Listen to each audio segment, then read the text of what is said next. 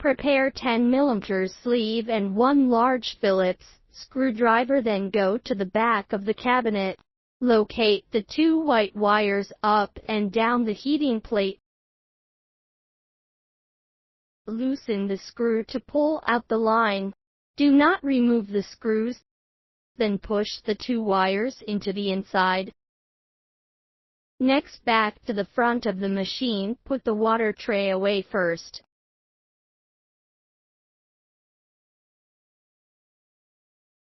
Then pull out the 2 white wires, pull them out, and go to the bottom of the burner.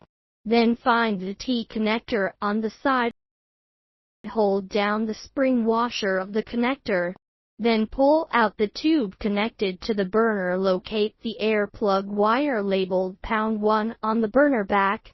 Loosen the fixing nut first and then pull out the sugar feeding tube at the bottom. After taking out the aviation plug, follow the burner motor to find the air plug connector. Unscrew and pull out the aviation plug. Then go to the top of the burner.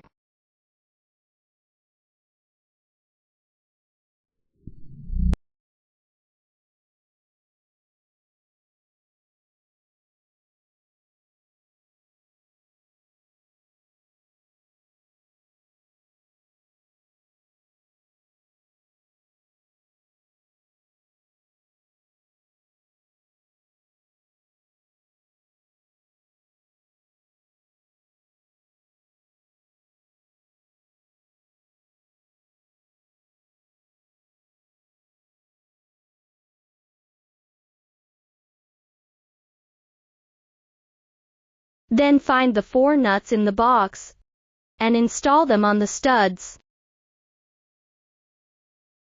Place the new burner in place with the 4 holes of the shock-absorbing stud below. After putting the burner, note that the motor is on the left and the 2 holes of the burner are inside. Next, take the 2 pipes you just removed, bring them back to their original left and right positions. Just plug it in, and it fits tight. Insert it and try the tightness.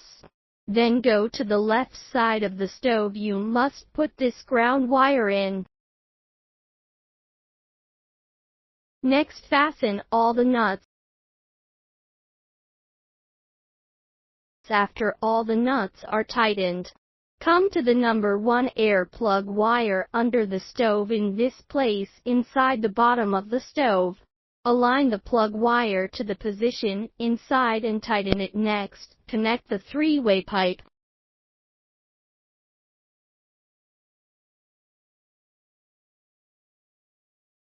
Then connect the sugar pipe back to the bottom of the stove. Finally, plug in the cable of the burner motor here. Insert it into the original aviation insertion position.